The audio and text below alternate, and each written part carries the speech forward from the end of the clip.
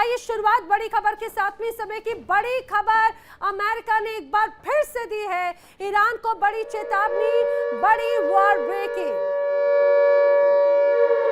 तो बड़ी खबर क्या है? दरअसल बड़ी खबर फिर से अमेरिका की एक बड़ी चेतावनी की। मीडिया हवाले से क्या खबर आई है? अमेरिका के खबरें सामने आ रही हैं। जिस रूप में समझौता करने के लिए कुछ दिन का वक्त मिला, उसमें बहुत बड़ी तैयारी की गई। हालांकि अनिश्चित काल तक लागू ये सीजफायर रहने नहीं वाला है, ये स्पष्ट किया जा चुका है। आपको बताते चले, अमेरिका के मीडिया के हवाले से बड़ी खबर ये आई, समझौता करने के लिए कुछ दिनों का वक्त मिल गया है। अनिश्चित काल तक ये सीजफायर लागू नहीं रहने वाला है। डोनाल्ड ट्रंप के अनुसार समझौता अभी संभव है, लेकिन ईरान जवाब नहीं दे पा रहा। ईरान ये तय नहीं कर पा रहा कि आखिर वो क्या चुनना चाहता है। अगर वो नहीं बात मानेगा तो तबाही, और यही वजह है कि डोनाल्ड ट्रंप ने एक बार फिर से उस बात को दोहराया है। डोनाल्ड ट्रंप ने कहा कि ये जो सीजफायर लगाया गया है, दरअसल ये अनिश्चित काल तक लागू नहीं रहने वाला, इसीलिए तय करना होगा। यानी कि इस बयान में कई बातें छुपी हुई हैं। इसका अर्थ ये कि ये अगर अनिश्चित काल तक नहीं है तो कभी भी क्या फिर से हमले शुरू हो सकते हैं? क्या ये सीजफायर फिर कभी भी टूट सकता है? या ईरान या अमेरिका एक बार फिर आमने सामने होंगे? ये बड़ा सवाल है। चलिए बढ़ेंगे आगे, बढ़ेंगे अगली बड़ी खबर की ओर। अगली बड़ी वॉर ब्रेकिंग, हॉर्मुज़ में एक बार फिर जहाज पर हुआ है हमला। जी हाँ, जहाज यूफोरिया को ईरान ने निशाना बनाया है, ये दावा किया जा रहा है। आपको बताते हैं अंतर्राष्ट्रीय समंदर में जहाज के फंसे होने की भी खबर सामने आ रही है। इतना ही नहीं, जैसे ही सीज फायर लागू हुआ, एक्सटेंड हुआ, उसके बावजूद ईरान की तरफ से एक या दो नहीं, तीन जहाजों को अपने काबू में करने की बात कही जा रही है। ईरान की ओर से जहाज पर अटैक किया गया था और बताया ये जा रहा है कि जब ईरान की तरफ से अटैक किया गया, उसके पहले किसी तरह की चेतावनी दी ही नहीं गई। बगैर किसी चेतावनी के हमलों को अंजाम दे दिया गया और ये जहाज यूफोरिया को ईरान ने दरअसल निशाना बनाया। ये जहाज यूफोरिया का था। अंतर्राष्ट्रीय समंदर में ये जहाज फंसा हुआ है, ये जानकारी है। और इस तरह के एक नहीं, करीब 3 से 4 ऐसे जहाज हैं जिन्हें अपने कब्जे में लिया है ईरान ने, निशाना बनाया है ईरान ने। तो क्या जिस तरह से अमेरिका ने ईरान के एक जहाज को कब्जे में लिया, ये उसी की एक तरह से जवाबी कार्रवाई है, या फिर ईरान ये बताना चाहता है कि उसके क्षेत्र में जो भी आएगा उसे आगे बढ़ने नहीं दिया जाएगा। इसी बीच एक और बड़ी खबर, ईरान की अमेरिका को चेतावनी से जुड़ी हुई बड़ी खबर। ईरान की अमेरिका को बड़ी चुनौती। तो बुशहर में ईरान की सेना का बड़ा एक्शन नजर आता है। आपको बताते चले, फतेह 110 मिसाइल का प्रदर्शन किया गया। बुशहर में रात के समय दरअसल रैली निकाली गई और ये रैली ऐसे समय में निकाली गई जब एक तरफ बातचीत के दौर की बात कही जा रही थी, दूसरी तरफ सीजफायर की बात कही जा रही थी। लेकिन तस्वीरें आप देखिए, ये तस्वीरें फुल स्क्रीन पर दिखाते हैं। ये दरअसल ईरान की सड़कें हैं। ईरान की सड़कों पर लोगों का हुजूम और यहाँ पर मानो जश्न का माहौल। और ये आपको ये जो हथियार नजर आ रहे हैं, दरअसल ये है ईरान की वो ताकत जिसके दम पे वो लगातार इस युद्ध में डटा हुआ है।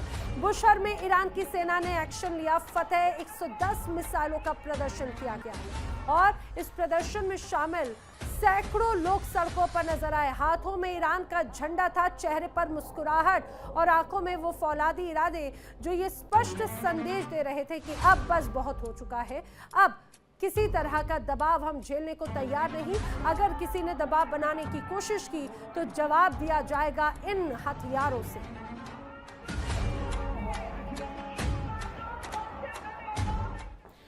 तो एक और बड़ी खबर, ईरान की सड़कों पर खुर्रमशहर 4 मिसाइल का प्रदर्शन देखने को मिला। बड़ी वॉर ब्रेकिंग। अब ईरान की सड़कों पर लोगों के बीच में बड़ी बड़ी मिसाइली ताकत ईरान की तरफ से दिखाई गई और जो तस्वीरें हैं वो आपके सामने हैं। लगातार चाहे बात खुर्रमशहर 4 की बात हो या फिर अलग मिसाइलों की, तेहरान के रिवॉल्यूशनरी स्क्वायर पर बाकायदा मिसाइल दिखाई गई। देखिए यहाँ पर एक बड़ी सी गाड़ी में आपको ये मिसाइल नजर आ रही है और दूर तक फैला लोगों का हुजूम। यहाँ पर हाथों में झंडे हैं ईरान के। ये तेहरान का रिवॉल्यूशनरी स्क्वायर है जहां पर बाकायदा मिसाइल दिखाई गई है। खुर्रम शहर 4 ने दरअसल इजराइल में जिस तरह से भारी तबाही मचाई, उसी की ताकत को एक बार फिर से ईरान की सड़कों पर दिखाया गया और मानो ये संदेश दिया जा रहा है कि अब अगली बार अगर इजराइल या अमेरिका ने गुस्ताखी की तो अब अंजाम और भी ज्यादा घातक होगा। दरअसल खुर्रम शहर 4 में इजराइल में जमकर इन्हीं मिसाइलों ने भारी तबाही मचाई थी। कतर की गैस फैसिलिटी को भी एक तरह से टारगेट के रूप में दिखाया गया, बताया जा रहा है।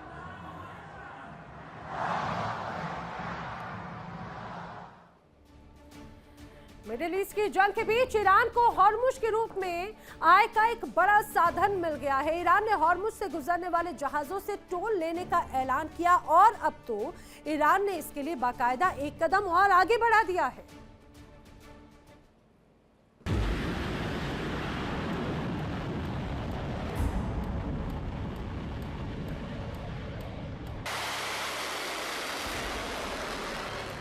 मिडिल ईस्ट में जंग के दौरान हॉर्मुज एक बेहद अहम मुद्दा रहा है। ये दुनिया की लाइफलाइन कहा जा सकता है क्योंकि यहाँ से दुनिया भर की कुल ईंधन सप्लाई का लगभग 20% हिस्सा गुजरता है।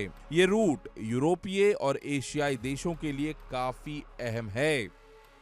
ईरान ने जंग से पहले ही ऐलान कर दिया था कि ऐसा पलटवार होगा कि दुनिया टेंशन में आ जाएगी और ईरान ने किया भी ऐसा ही। हॉर्मुज पर ईरान ने ऐसा शिकंजा कसा जिससे दुनिया परेशान हो गई। कई देशों में तेल की किल्लत हो गई, कहीं वर्क फ्रॉम होम लागू करना पड़ा तो कहीं पेट्रोल पंप पर ही ताला लटक गया। हॉर्मुज अमेरिका और ईरान के बीच तनाव की बड़ी वजह भी रहा है। ईरान ने सीज फायर के लिए हॉर्मुज से गुजरने वाले जहाजों से टैक्स वसूलने की शर्त रखी। हालांकि अमेरिका ने इसका विरोध किया लेकिन कोई फायदा नहीं हुआ। सीज फायर के बावजूद ईरान ने हॉर्मुज में ढील नहीं दी क्योंकि लेबनान में इजरायली हमले जारी थे। हालांकि उस फ्रंट पर सीज फायर होते ही ईरान ने हॉर्मुज का दरवाजा खोल दिया। इस बीच अमेरिका ने ईरानी अर्थव्यवस्था पर शिकंजा कसने के मकसद से हॉर्मुज पर पहरा बिठा दिया। अमेरिका ने ईरान से आने और जाने वाले जहाजों को रोकने का ऐलान किया, जिसके बाद ईरान और अमेरिका के बीच एक बार फिर तनाव बढ़ गया। और अब खबर है कि ईरान ने हॉर्मुज को लेकर एक बड़ा कदम उठाया है।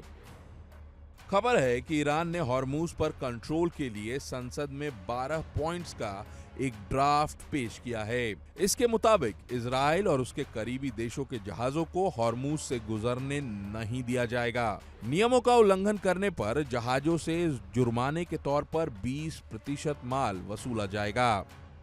ईरान की संसद ने हॉर्मुज पर कंट्रोल के लिए 12 पॉइंट का एक विधेयक तैयार किया है। संसद से मुहर लगने के बाद ईरान कानूनन हॉर्मुज पर कंट्रोल कर सकेगा। ये मसौदा ऐसे वक्त में तैयार किया गया है जब अमेरिका ईरान के साथ समझौते का प्रयास कर रहा है। ईरानी मीडिया की माने तो प्रस्ताव में हॉर्मुज को ईरान का अहम हिस्सा बताया गया। इसमें कहा गया है कि जिन देशों ने जंग में ईरान को नुकसान पहुंचाया उसके जहाजों को हॉर्मुज से गुजरने की मंजूरी नहीं दी जाएगी। इजराइल के दोस्त देशों को अपने जहाज ले जाने के लिए ईरान की सर्वोच्च परिषद से इजाजत लेनी होगी।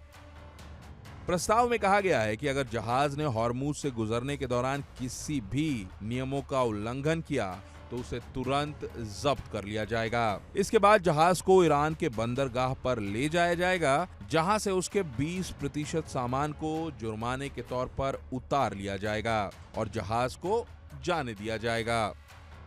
साफ है कि ईरान का ये कदम न केवल अंतर्राष्ट्रीय स्तर पर ईरान की दादागिरी में गिना जाएगा, बल्कि इसे अमेरिका के साथ उसका तनाव भी बढ़ेगा।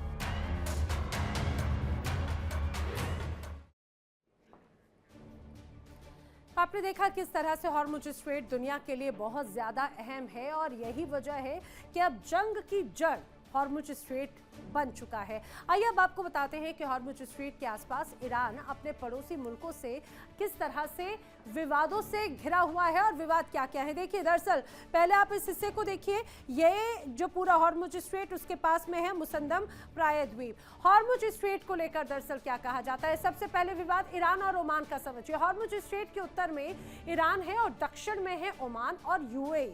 हॉर्मुज के मुहाने पर ओमान का मुसंदम प्रायद्वीप है ये हिस्सा जो आपको लाल घेरे में नजर आता है। ओमान की जो मुख्य भूमि है उससे ये मुसंदम प्रायद्वीप अलग है। मुसंदम तट से करीब 12 समुद्री मील करीब 22 किलोमीटर तक का ओमान का अधिकार एक तरह से क्षेत्र में है। हॉर्मुज से गुजरने वाले जहाजों के लिए सबसे गहरा समंदर ओमान की सीमा में ही है। वहीं कानूनी तौर पर ओमान के पानी से दरअसल ये तमाम जहाज गुजरते हैं। अब ओमान ने सुरक्षा और ट्रैफिक कंट्रोल के लिए बाकायदा ईरान से समझौता कर रखा है, क्योंकि गल्फ ऑफ ओमान है, जो भी समंदर से यहाँ से गुजरेगा स्ट्रेट ऑफ हॉर्मुज से, वो गल्फ ऑफ ओमान में जाएगा ही जाएगा। और इसीलिए दोनों के बीच में ट्रैफिक कंट्रोल के लिए समझौता है। ईरान और ओमान के बीच में कई जगहों पर जो दूरी है वो बहुत कम है, महज 24 समुद्री मील की ही है, या मीडियन लाइन एक तरह से जिसे कहा जाता है। और मीडियन लाइन सिद्धांत के तहत समंदर के बीच में जो खींची गई लकीर है ईरान और ओमान को अपने हिस्से में संसाधनों के दोहन का हक देती है। वहीं अंतर्राष्ट्रीय जहाजों को गुजरने से ईरान या ओमान कोई भी देश रोक नहीं सकता, इससे स्पष्ट हो जाता है। ईरान और ओमान का समझ लिया आपने, अब आपको ईरान और यूएई का विवाद बताते हैं। दरअसल ईरान और यूएई की अगर बात की जाए तो खुद को हॉर्मुज का गेटकीपर दरअसल ओमान और यूएई मानते हैं। अब दावा यह किया जाता है कि यूएई का जो तट है वो सीधे तौर पर हॉर्मुज के सकरे हिस्से को छूता ही नहीं है। ओमान और ईरान के साथ में यूएई की समंदर की सीमा कनेक्ट होती है। अब यूएई और ईरान के बीच में अबू मूसा, ग्रेटर टुनूम और लेजर टुनूम द्वीपों को लेकर विवाद हमेशा से रहा है। अबू मूसा, ग्रेटर टुनूम और लेजर टुनूम द्वीपों पर फिलहाल ईरान का कब्जा है, यह भी दावा किया जाता है। तो ये एक बहुत बड़ी वजह है कि ईरान हमेशा खासतौर से इन समंदर के इलाकों में अपने अन्य साथी अड़ोस पड़ोस के जो देश हैं उनसे पूरी तरह से विवादों से घिरा हुआ है। अमेरिकी राष्ट्रपति डोनाल्ड ट्रंप जहां शांति राग अलाप रहे हैं, वहीं ईरान की बंदूकों से निकले शोलों से हॉर्मुज में हाहाकार मचा है। आईआरजीसी ने 3 जहाजों को निशाना बनाया और ये जता दिया कि वो हॉर्मुज में भी यूएस पर भारी ही है। कमजोर ट्रंप का शांति राग, ईरानी बंदूकें उगल रही आग, जहाजों पर ईरान का प्रहार, हॉर्मुज में मचा हाहाकार, हॉर्मुज पर लड़ाई जारी, अमेरिका पर ईरान भारी। ईरान को बातचीत की टेबल पर लाने में नाकामयाब ट्रंप ने एक तरफा सीजफायर का ऐलान तो कर दिया, लेकिन इस ऐलान को नजरअंदाज करते हुए ईरान ने अब हॉर्मुज में नया संग्राम छेड़ दिया है। जंग में फंसे ट्रंप जहां अब शांति राग अलापने लगे हैं, तो हॉर्मुज में ईरानी बंदूकें लगातार आग उगल रही हैं और ईरानी नाकेबंदी की अनदेखी करने वाले जहाजों को निशाना बनाया जा रहा है। ईरान के ताजा प्रहार से हॉर्मुज में हाहाकार मचा है। रिपोर्ट्स के अनुसार ईरान ने हॉर्मुज में एक के बाद एक 3 जहाजों को अपना निशाना बनाया। नतीजा ये, जहाज अब हॉर्मुज में फंसे हुए हैं। गोलीबारी में एक जहाज को नुकसान भी हुआ। ब्रिटेन की सेना के United kingdom maritime trade operations के अनुसार ईरान की paramilitary forces Islamic revolutionary guard corps ने सुबह करीब 7:55 पर तेल व्यापार के इस महत्वपूर्ण समुद्री रूट में पहले जहाज पर हमला किया। बताया जाता है कि ईरानी गनबोट ने गोली चलाने से पहले जहाज को कोई चेतावनी तक नहीं दी, लेकिन राहत की बात यह रही कि इस घटना में कोई घायल नहीं हुआ। ब्रिटिश समुद्री सुरक्षा फर्म वैनगार्ड टेक के अनुसार जहाज लाइबेरिया के झंडे के साथ गुजर रहा था और उसे हॉर्मुज पार करने की अनुमति थी। हालांकि ईरानी न्यूज एजेंसी तस्नीम ने कहा कि जहाज ने ईरान के सशस्त्र बलों की चेतावनियों को नजरअंदाज कर दिया था। आईआरजीसी ने दूसरा हमला एक पनामा झंडे वाले जहाज पर किया। ये जहाज ईरान के पश्चिम में करीब 8 नॉटिकल मील दूरी पर फायरिंग का शिकार बना। हालांकि इस जहाज को कोई नुकसान नहीं हुआ और उसका पूरा स्टाफ सुरक्षित है। वहीं आईआरजीसी ने तीसरे हमले में यूफोरिया नाम का एक कमर्शियल जहाज जिसे निशाना बनाया। ये जहाज स्ट्रेट ऑफ हॉर्मुज पार करने की कोशिश कर रहा था। जहाज फिलहाल इंटरनेशनल वाटर में फंसा हुआ है और आगे बढ़ नहीं पा रहा। आईआरजीसी और ईरानी तस्नीम न्यूज एजेंसी ने जहाजों पर हमले की पुष्टि की। आईआरजीसी का दावा है कि ईरान हॉर्मुज पर अपने कंट्रोल को बस कानूनी ढंग से लागू कर रहा है। फिलहाल हॉर्मुज से गुजर रहे जहाजों को निशाना बनाकर ईरान ने ये बात तो साफ कर दी कि वो ट्रंप के शांति राग के झांसे में आने वाले नहीं हैं, क्योंकि ट्रंप ने एक तरफ जहां सीज फायर को बढ़ाने का ऐलान किया तो वहीं ईरान के बंदरगाहों की घेराबंदी जारी रखने का भी ऐलान कर दिया। दरअसल ट्रंप की इस दोगली चाल से ही ईरान नाराज है। ईरान का साफ कहना है कि जब तक अमेरिका अपनी घेराबंदी नहीं हटाता तब तक वो किसी भी तरह की शांति वार्ता के लिए मेज पर नहीं आएंगे। यानी सीज फायर होने के बावजूद समंदर में छिड़ी ये जंग जारी रहेगी। Bureau report, India daily. देखिए इंडिया डेली 24/7 अब आपके स्मार्ट टीवी पर। इंडिया डेली मौजूद है सभी डिजिटल प्लेटफॉर्म पर लाइव और लगातार। इंडिया डेली 24/7 हर दिन राष्ट्र को समर्पित।